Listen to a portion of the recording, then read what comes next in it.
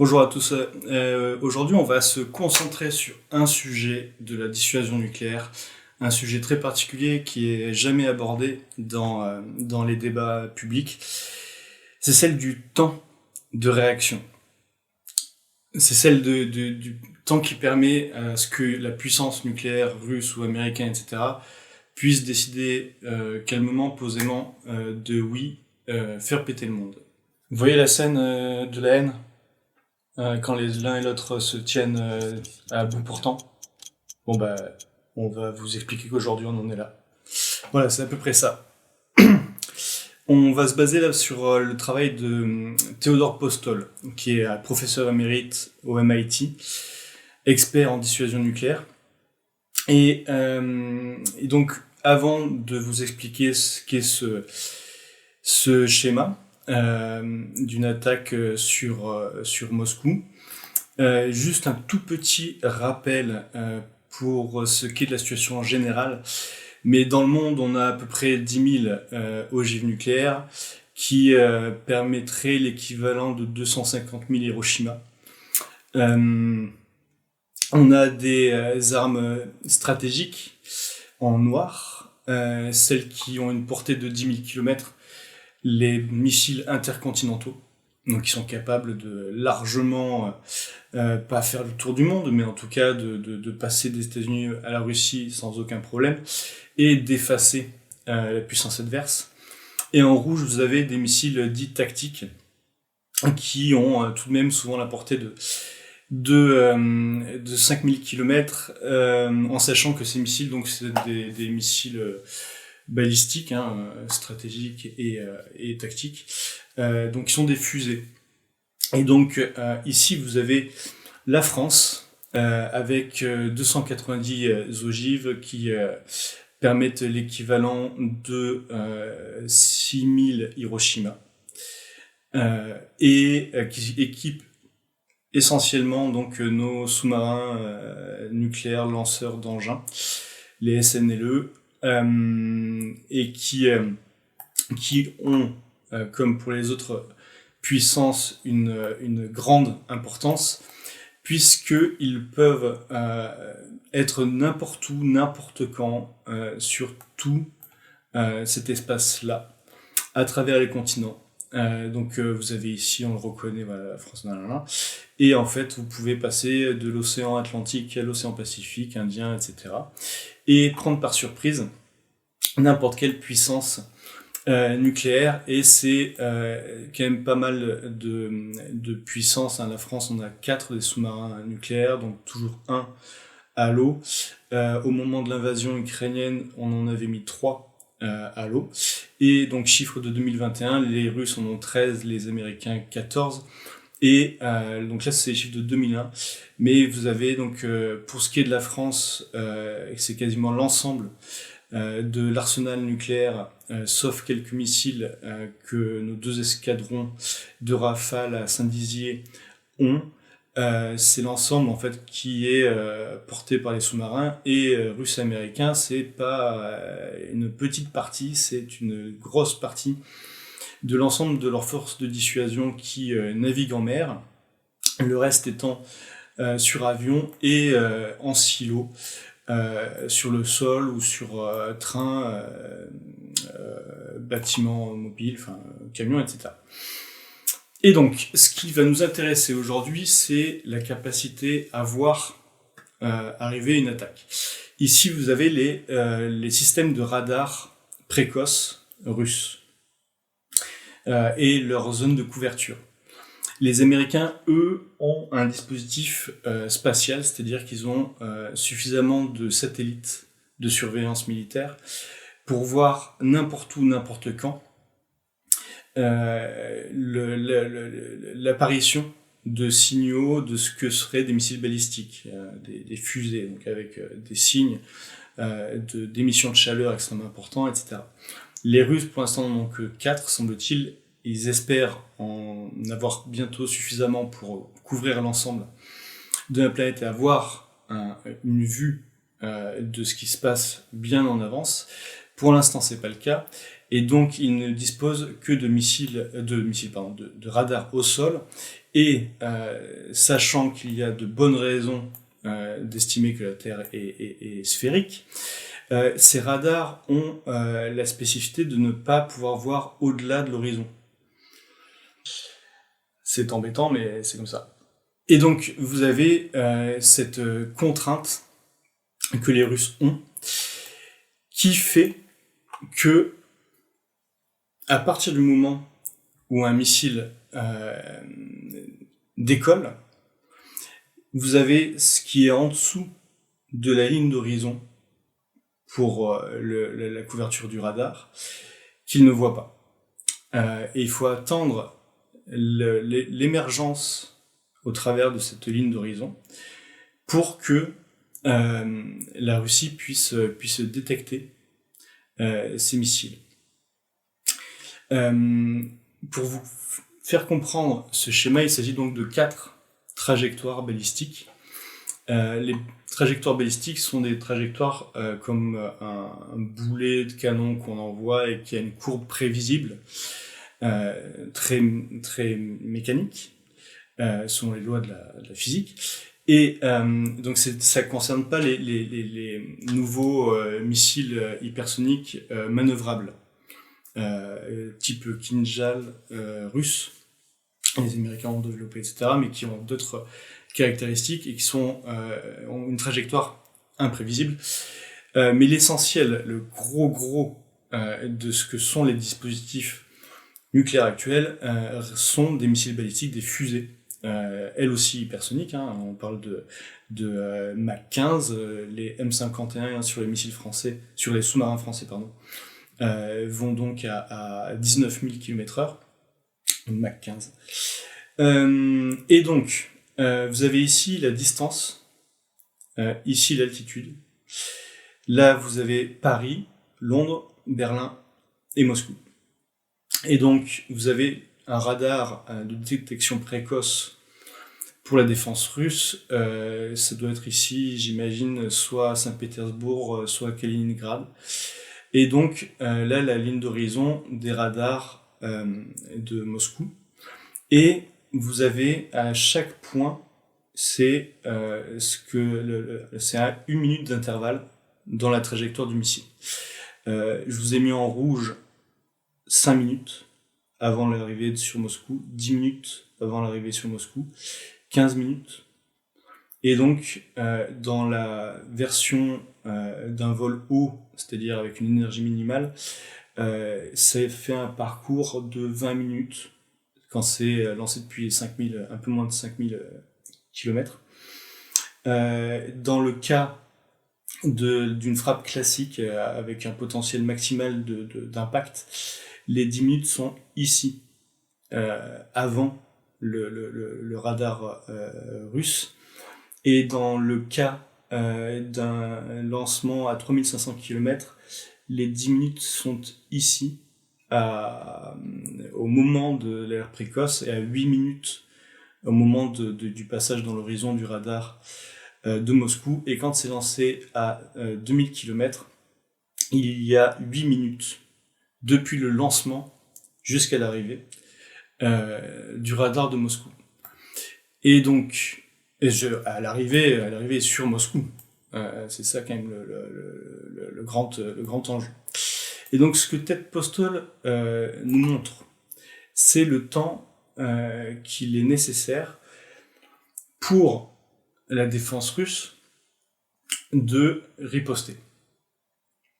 On n'a qu'à faire un test.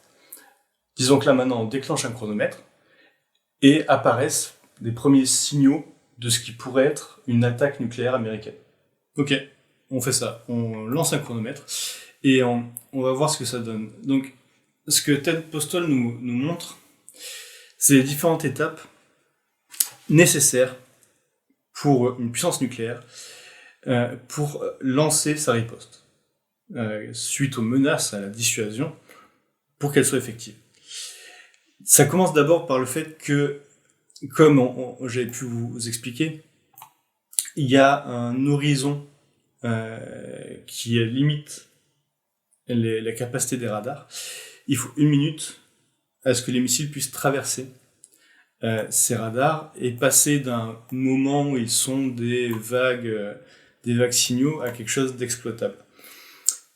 Dès que possible, les équipes des radars vont pouvoir détecter plus précisément la nature de ces menaces, de pouvoir identifier ce dont il s'agit et de pouvoir suivre la trajectoire et déterminer les cibles. On peut parler là de 1 missile, 10 missiles ou de 300 ogives, ce qui change énormément de choses. Dans ces 2 minutes-là, évidemment que l'armée appelle, met au courant l'état-major, Vladimir Poutine, etc. Et doit se faire une réunion de commandement avec l'état-major, Vladimir Poutine, etc. pour déterminer la réponse à donner. Ah oui, une réunion de travail. Ouais. Ah, on connaît, ouais. Bon, enfin, là, il s'agit quand même des militaires russes.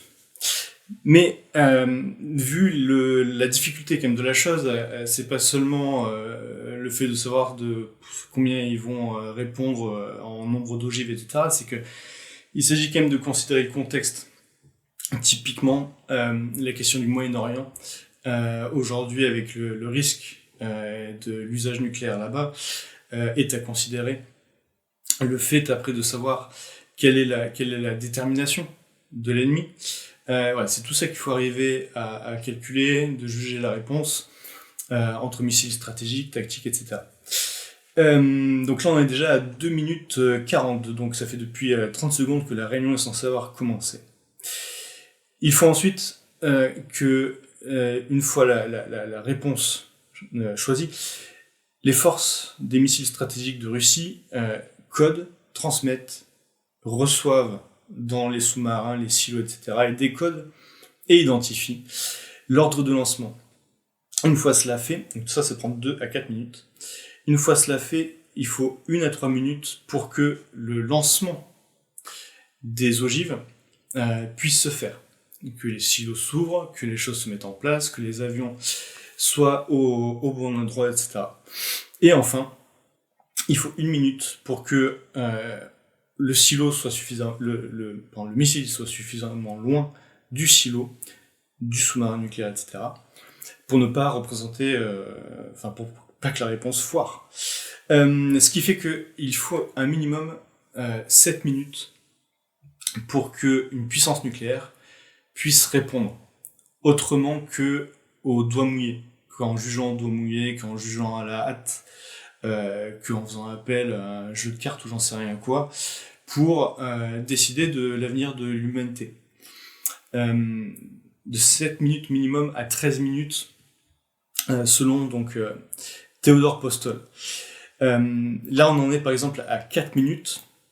4 minutes, si vous avez un missile qui est lancé de 2000 km, il est plus qu'à, là en ce moment 4 minutes 30, il est plus qu'à 3 minutes de Moscou. Et encore, il a été détecté plus tard. Dans le cas des autres missiles, là on est à 4 minutes 30, si on prend 5 minutes, 1, 2, 3, 4, 5. Celui qui est lancé de 3500 km, il est plus qu'à 5 minutes de Moscou. Là on est plus qu'à 7 minutes. Et là on est plus qu'à 10 minutes. Donc voilà ce que ça représente. Là, si vous êtes dans une réunion de travail, vous savez que ça va être la merde et qu'il n'y aura pas de décision prise. Et que Moscou, ça va être mal. Ou Paris. Dans notre cas. Mais, et ça c'est une chose que la presse occidentale n'a pas couvert, peut-être que vous l'aviez vu passer, mais c'est donc à considérer vraiment par rapport à ce qui précédait. Il y a 2 radars du système d'alerte précoce russe qui ont été frappés par l'Ukraine les 22 et 23 juin 2024, à savoir celui de Armavir et celui de Orsk. qui ont donc, là vous voyez les deux zones de couverture effective des radars, et ici les zones d'horizon, sous l'horizon, pardon. Là, vous voyez une vue de coupe où vous voyez bien comment est-ce que le radar a sa couverture en dessous duquel elle ne voit pas. Et donc là, c'est le radar d'Armavir avec deux systèmes qui sont joints. Vous les voyez ici. Et donc ont été frappés par des drones. Drones qui volent en basse altitude, qui n'ont pas des distances forcément faramineuses, mais qui depuis l'Ukraine peuvent frapper ce système de dissuasion. Et si vous faites par exemple l'hypothèse d'une frappe, parce que donc vous voyez bien que là, la zone de couverture, elle est orientée vers le Moyen-Orient, avec Israël, avec l'Iran, donc c'est une zone quand même sensible. Et si vous imaginez un missile qui partirait d'un sous-marin nucléaire lanceur d'engins dans la région entre l'Inde et la péninsule arabique, si vous imaginez un lanceur d'engins qui tire un missile depuis ici jusqu'à Moscou, c'est 4700 km. Et donc là que nous en sommes à 8 minutes, nous nous retrouverions 5000 km si on perd la capacité d'alerte précoce. 8 minutes, vous voyez que là il reste 10 minutes à cet endroit-là. Donc ça voudrait dire qu'il resterait 4 minutes, 3 minutes avant que ça arrive sur Moscou. Et 8 minutes, là il resterait 1 minute pour vos derniers mots. Ou pour que justement que l'état-major russe réponde comme il faut. Donc voilà, ça c'est l'importance de la dissuasion, c'est que ça n'arrive pas. Et c'est l'importance de cette capacité à voir les choses arriver et à ne pas être contraint de juger à l'intuition, qui fait que les armes nucléaires ne sont pas utilisées. Et elles ne doivent pas être utilisées. C'est toute la doctrine qui jusqu'à maintenant, pendant toute l'ère de la guerre froide, a été la doctrine, et qui pour la France l'est toujours, c'est uniquement utilisé en réponse à une attaque nucléaire. Les Américains ont divergé de ça depuis quelques temps, en émettant l'idée qu'ils pourraient utiliser l'arme en premier, et aujourd'hui, l'Ukraine et l'Occident est en train de contraindre la Russie à cette situation-là. La scène de la haine, c'est ça.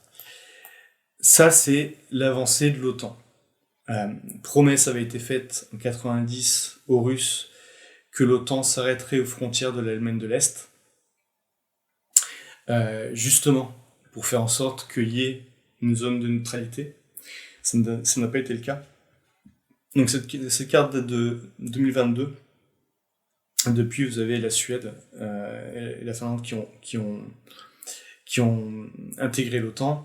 Et donc, forcément que l'Ukraine est une zone extrêmement stratégique, que ce soit vis-à-vis de Moscou et que ce soit vis-à-vis de la flotte russe et de son seul accès aux mers chaudes.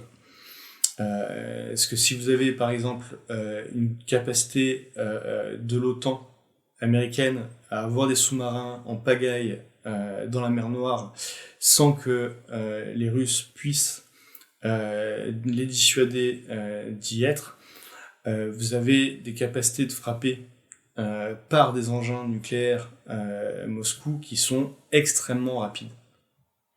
Les ogives nucléaires pour l'instant qui sont installées en Europe sont des armes tactiques de plus petit calibre, de plus faible distance, etc. Bref.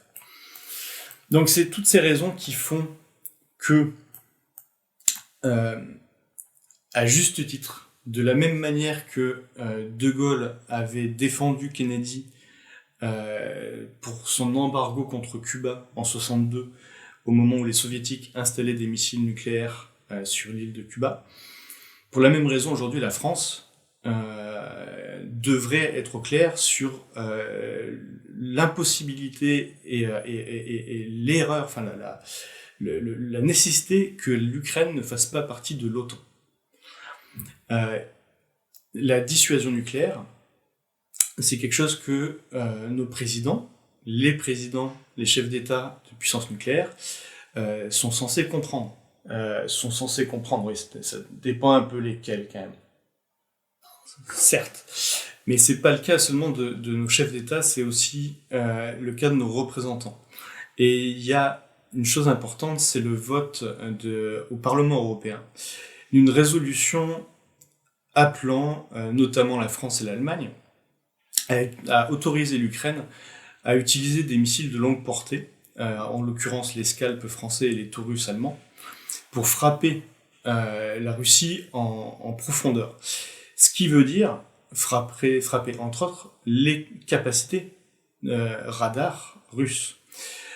Donc c'est quelque chose qu'il faut absolument aujourd'hui mettre sur la table, faire en sorte que dans le débat public, il y ait un minimum d'explications sur ce genre d'enjeu et qu'on n'en soit pas aux caricatures qui sont faites à tout bout de champ sur le bluff de Poutine, le bluff russe, etc. Mais le fait que ça ne peut pas être un bluff, c'est impossible pour cette puissance-là, que ce soit un bluff. Là, on en est à 12 minutes 30 du compteur.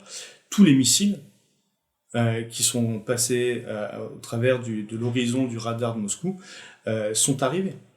Les missiles qui sont partis depuis la mer, par exemple, du Nord, sont passés depuis maintenant 5 minutes.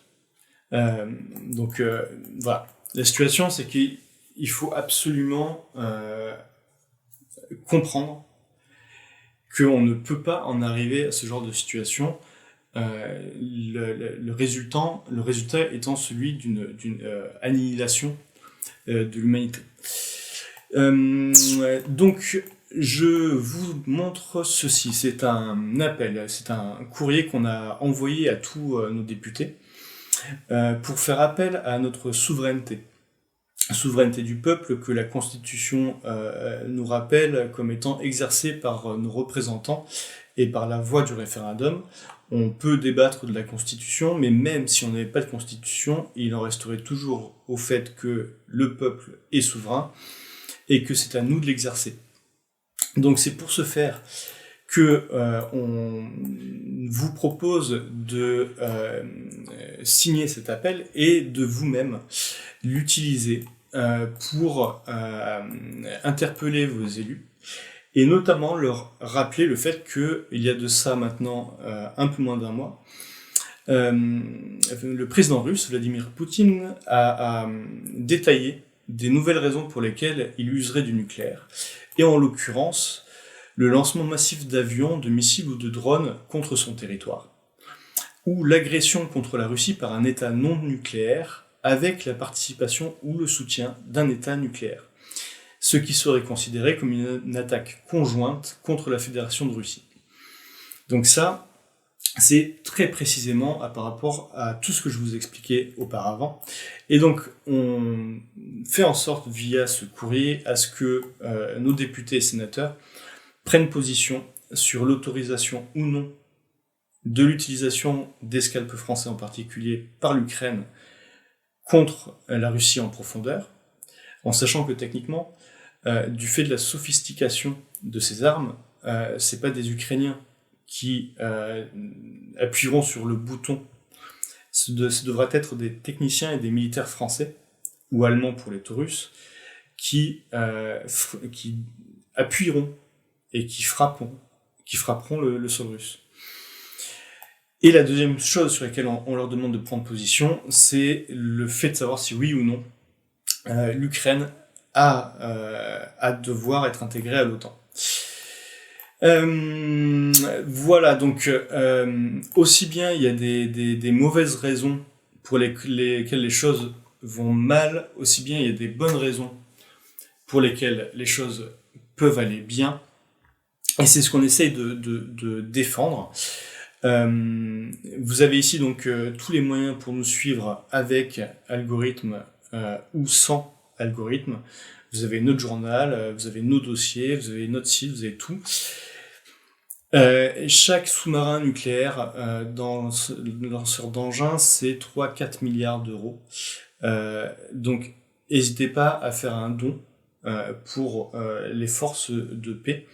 Parce que si la guerre nous coûte un bras, la paix ne sera pas non plus sans effort. Je vous invite aussi à découvrir dans la boutique que nous venons d'ouvrir une frise que nous avons publiée qui reprend l'histoire depuis la dispute qui a eu lieu entre Churchill et Roosevelt en 1941 sur l'avenir de l'après-guerre, où pour Churchill, il devait être impérial, pour Roosevelt, ça devait être la fin de l'impérialisme. La mort de Roosevelt en 1944, l'arrivée de Truman et l'utilisation des deux armes nucléaires sur Hiroshima et Nagasaki a donné le ton. On parle de l'exception de JFK qui a voulu faire de la mission Apollo une mission conjointe avec les soviétiques et non pas une course, une compétition comme les autres ont pu le faire, mais comme on l'enseigne généralement. On parle de comment est-ce que Chirac, en 2006, a voulu faire en sorte que l'Ukraine soit sous une sécurité croisée de la Russie et des États-Unis, et que c'est Condoleezza Rice qui a refusé, mais que les Russes étaient intéressés à l'idée. On parle de toutes ces choses-là jusqu'aux dernières propositions brésiliennes, chinoises de paix. Donc je vous conseille franchement de la découvrir et de vous la procurer. Je vous mets aussi en description l'existence chaque semaine de réunions au niveau international auxquelles on participe.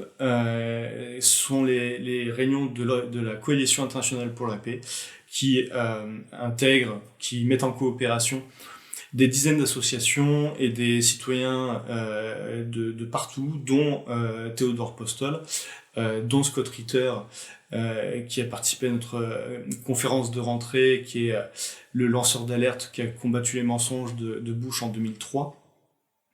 Donc voilà, c'est chaque semaine le vendredi à 17h, traduit en français et dans d'autres langues.